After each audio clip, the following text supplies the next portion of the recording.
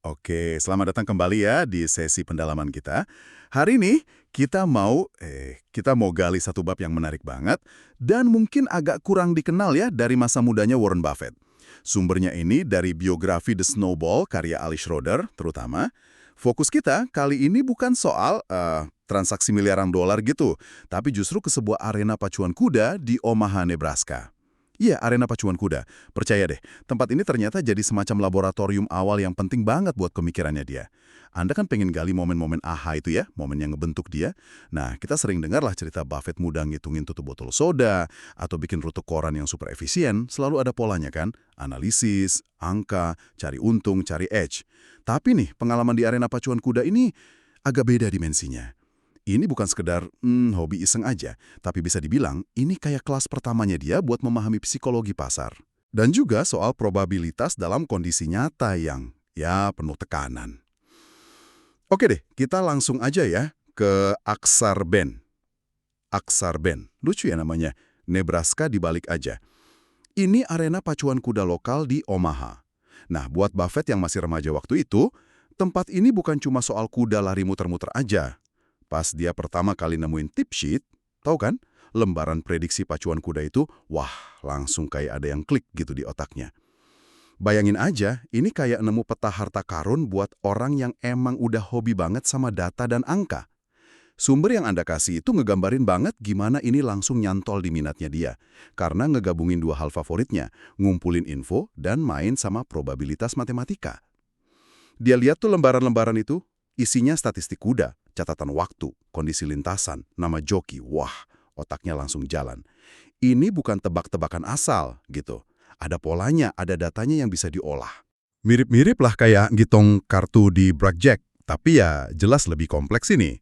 Variabelnya banyak banget dan gerak terus. Dia ngerasa ini permainan yang bisa dikalahin pakai analisis yang benar. Persis. Dan yang menarik tuh dia langsung lihat ini sebagai potensi bisnis, bukan sekedar hobi buat diri sendiri. Gak lama kemudian dia sama temennya, Bob Russell, panggilannya Ras, mikir, wah kayaknya kita bisa nih bikin yang lebih bagus. Mereka ngerasa udah cukup ngerti lah, paling nggak dari sisi kuantitatifnya buat bikin tip sheet sendiri. Dan lahirlah Stable Boy Selections, pilihan anak kandang kuda. Cerdik banget ya namanya. Kesannya kayak dapat info orang dalam gitu kan. Padahal ini murni hasil analisis mereka berdua. Ngerjainnya di ruang bawah tanah rumah Buffett. Pakai mesin tik Royal tua. Kebayang nggak sih dua remaja serius banget ngetikin prediksi pacuan, mungkin sambil debat soal data kuda mana yang paling oke? Ini hanya tantangan bisa melucu dari zaman itu. Kertas karbon. Buat bikin salinan kan mesti pakai itu ya. Menurut catatannya, ya karena teknologi terbatas gitu, mereka paling cuma bisa bikin mungkin 5 salinan yang masih kebaca dalam sekali ketik. Wah, repot juga ya. Iya, repot banget. Ini nambahin tingkat kesulitan buat bisnis kecil-kecilan mereka. Bayangin perjuangannya buat distribusi produk fisik kayak gitu, dengan alat seadanya. Ini bener-bener nunjukin jiwa wirausaha Buffett dari dulu. Gak gampang nyerah, selalu cari cara, biarpun modalnya minim. Betul. Tapi kan di balik usaha wirausaha ini, ada proses belajar yang jauh lebih penting sebenarnya. Buffett sendiri kayak yang dicatat di sumber Anda, ngelihat lagi pendekatannya waktu itu. Dia nyebut dirinya speed guy. Nah, apa nih maksudnya speed guy? Speed guy ini maksudnya fokus dia tuh hampir sepenuhnya ke data kecepatan kuda aja. Data kuantitatif murni. Dia terobsesi banget sama angka waktu tempuh, rekor kecepatan di macam-macam kondisi lintasan. Ya karena ini info yang paling gampang diukur dan dibandingin kan. Di tahap ini, dia ngaku emang belum terlalu dalam lah ngulik aspek-aspek kualitatif lain dalam handicapping. Istilah handicapping ini kalau di pacuan kuda itu seni dan ilmu analisis banyak faktor. Nggak cuma kecepatan ya, tapi juga silsilah kudanya, performa jokinya, kondisi fisik kuda pas hari H, bahkan ya gosip-gosip dari kandang. Nah, Buffett muda milih fokus ke yang paling kelihatan aja buat dia, angka kecepatan. Nah, ini menarik banget kalau kita tarik ke depan, ya kan? Fokus ke data kuantitatif yang bisa diukur ini kan jadi ciri khas awal gaya investasinya dia nanti. Yang sering disebut pendekatan puntung rokok atau cigar butt investing itu. Investasi berdasarkan valuasi statistik murni. Sebelum dia berkembang lebih jauh bareng Charlie Munger ke analisis bisnis yang lebih kualitatif. Jadi akarnya udah kelihatan dari sini ya, dari arena pacuan kuda. Tepat sekali. Fokus ke speed ini adalah cerminan awal keyakinan dia sama analisis rasional berbasis data. Tapi yang lebih dalam lagi dari sekedar main angka itu, pengamatannya dia terhadap orang-orang di sekitarnya, di arena pacuan itu. Sambil dia nguji teori, jualan tip sheet, dan ya tentu kadang-kadang ikut taruhan juga, Buffett mulai merhatiin pola-pola perilaku para penjudi lain. Dari sinilah lahir apa yang dia sebut aturan arena pacuan kuda atau rules of the racetrack. Aturan ini kedengerannya simple tapi dalam banget maknanya. Ada dua aturan utama yang dia temuin dari ngamatin orang-orang. Pertama, nggak ada yang pulang setelah pacuan pertama selesai. Ini pengamatan yang tajam banget soal psikologi penjudi ya. Sekali orang udah mulai taruhan, mau menang atau kalah di awal, dorongan buat terus main tuh kuat banget. Entah karena lagi seneng menang, atau nafsu pengen balik modal kalau kalah. Jadi susah buat berhenti. Iya, ini sebenarnya pengamatan awal dia soal bias perilaku kayak loss aversion, keengganan buat rugi itu, dan mungkin juga hot hand fallacy. Percaya kalau lagi hoki ya bakal hoki terus. Orang kan benci ngaku rugi, jadi cenderung terus coba sampai impas, seringnya malah dengan resiko lebih gede. Atau sebaliknya, kalau menang, ngerasa wah lagi bagus nih, terus saja taruhan. Anda nggak harus dapat balik uang Anda dengan cara yang sama kayak pas Anda kehilangannya. Ini juga cerdas banget. Maksudnya, kalau strategi atau taruhan awal kita gagal, jangan kekeh pakai cara itu terus buat nutupin rugi. Misal nih, kalah taruhan di kuda A. Jangan ngerasa harus menangin lagi duitnya dengan taruhan lagi di kuda A di pacuan berikutnya, atau pakai jenis taruhan yang sama persis. Mesti fleksibel. Cari peluang terbaik yang ada saat itu. Lupain hasil sebelumnya. Nah, aturan kedua ini nyentuh bias kuat lainnya, sunk cost fallacy. Keterikatan sama keputusan masa lalu. Orang cenderung terus keluarin waktu atau uang buat sesuatu yang udah jelas gagal, cuma karena ngerasa udah terlanjur banyak berkorban. Buffett sadar bahaya keterikatan emosional ini. Dia ngelihat kalau keputusan terbaik itu harusnya didasarin sama analisis prospek ke depan. Bukan upaya sia-sia buat nebus kesalahan masa lalu pakai cara yang sama. Luar biasa ya. Gimana anak remaja bisa ngerumusin prinsip psikologis kayak gini cuma dengan ngamatin keramaian di arena pacuan kuda?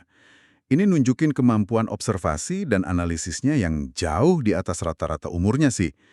Dia nggak cuma lihat kuda lari, tapi dia lihat mesin psikologi manusia lagi bekerja. Itu. Buffett sadar kalau arena pacuan kuda dengan segala keramaian, emosi, taruhan impulsifnya, itu sebenarnya lingkungan yang nggak efisien. Perilaku irasional para petarung lain itu justru nyiptain peluang buat handicapper atau nanti investor yang bisa tetap tenang, rasional, disiplin, dan pegang teguh analisisnya.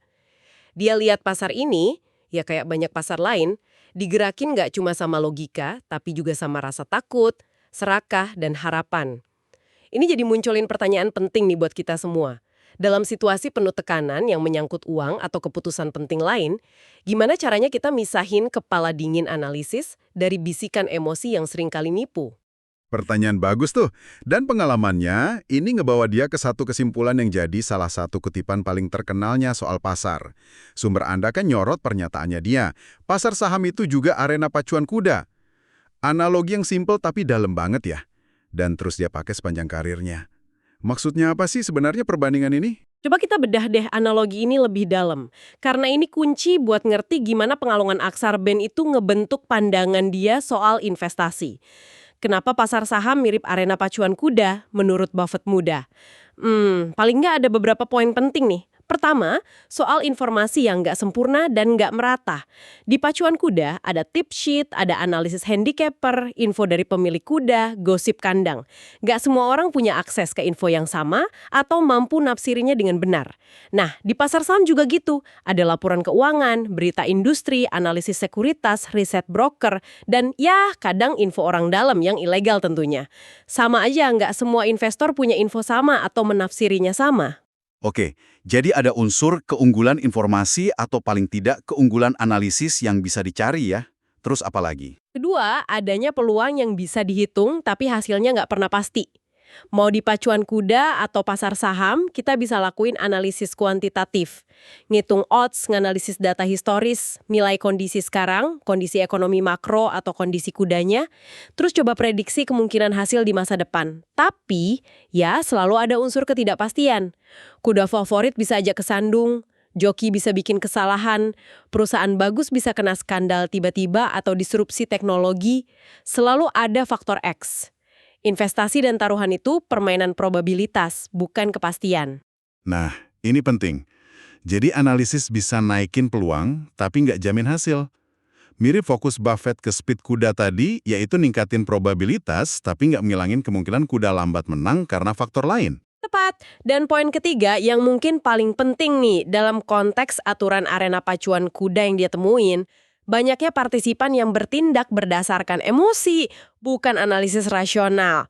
Keserakahan pas pasar naik, FOMO, fear of missing out, ketakutan pas pasar turun, panic selling, ikut-ikutan rekomendasi tanpa riset sendiri. Ini persis kayak para penjudi di Aksarben yang terus taruhan karena euforia atau putus asa. Perilaku kerumunan atau herd behavior ini sering banget dorong harga aset jauh dari nilai intrinsiknya. Bisa ke atas, bisa ke bawah. Jadi, irasionalitas massa ini bikin distorsi di pasar, sama kayak di arena pacuan. Benar, dan ini ngebawa kita ke poin keempat dari analogi itu. Arena ini ngasih potensi untung jangka panjang buat mereka yang bisa tetap disiplin, pakai analisis rasional, dan manfaatin kesalahan harga yang disebabin emosi partisipan lain. Inilah celah yang dilihat Buffett bahkan sejak remaja. Kalau orang lain jual aset bagus karena panik, itu peluang beli. Kalau orang lain beli aset biasa aja dengan harga kemahalan karena euforia, itu saatnya hati-hati atau malah jual. Pendekatan kontrarian yang rasional. Jadi, pendekatan Buffett muda di Aksarben yang awalnya sangat kuantitatif ya, speed guy, terus bikin aturan berdasarkan observasi perilaku dan lihat potensi ambil untung dari irasionalitas orang lain, ini benar-benar kayak prototipe awal ya, cetak biru dasar buat filosofi investasinya. Meskipun, ya seperti yang dicatat sumber Anda, dia sendiri ngaku waktu itu belum punya teori investasi yang canggih dan matang. Masih belajar, masih coba-coba. Tentu saja, tapi fondasinya udah ditaruh di sana. Pengalaman Aksarben ini bukan sekedar cerita masa kecil yang lucu aja. Ini momen pembelajaran fundamental tentang cara kerja pasar dalam arti luas. Sebuah arena di mana probabilitas, informasi yang nggak sempurna, dan psikologi manusia itu saling terkait. Dia belajar langsung kalau pasar itu nggak selalu efisien. Justru karena pelakunya, manusia, nggak selalu rasional, dan pemahaman ini jadi aset yang nilainya nggak terkira nanti. Oke, jadi apa nih intisari yang bisa kita tarik dari pendalaman kita kali ini? Pengalaman Warren Buffett di arena pacuan kuda Aksarben itu ngasih dia pelajaran yang jauh lebih luas dari sekedar cara milih kuda juara.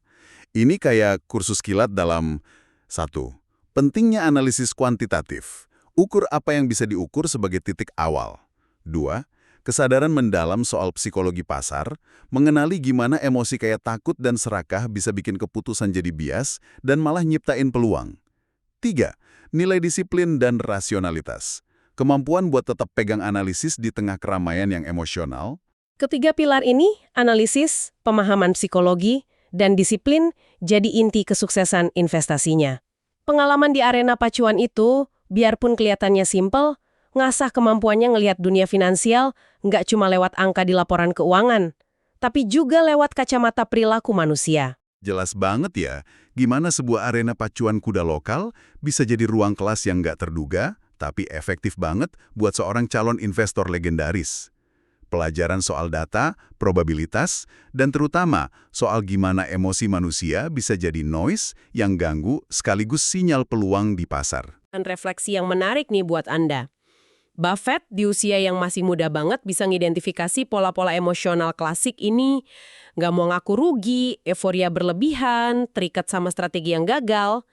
Pertanyaannya, dalam arena pacuan Anda sendiri, bisa jadi itu proyek di kantor, keputusan investasi pribadi Anda, dinamika tim kerja, atau bahkan pilihan-pilihan sehari-hari, perangkap emosional umum apa aja, kayak sunk cost fallacy, bias konfirmasi, atau ikut-ikutan orang lain yang mungkin tanpa sadar sering ngejebak Anda atau orang di sekitar Anda. Dan, lanjutannya nih, gimana kalau Anda coba terapin sedikit perspektif speed gaya ala Buffett muda? Bukan berarti ngabain aspek kualitatif ya, tapi coba lihat situasi pakai kacamata yang sedikit lebih kuantitatif, lebih terukur, dan mungkin sedikit lebih jaga jarak secara emosional. Mungkinkah pendekatan yang lebih analitis dan disiplin ini bantu Anda motong kebisingan emosi dan lihat inti masalah atau peluang dengan lebih jernih? Sehingga ya ngehasilin keputusan yang lebih baik dalam jangka panjang. Sebuah pertanyaan buat direnungkan ya. Semoga pembahasan mendalam kita kali ini ngasih perspektif baru buat Anda. Terima kasih sudah menyimak. Sampai jumpa di sesi berikutnya.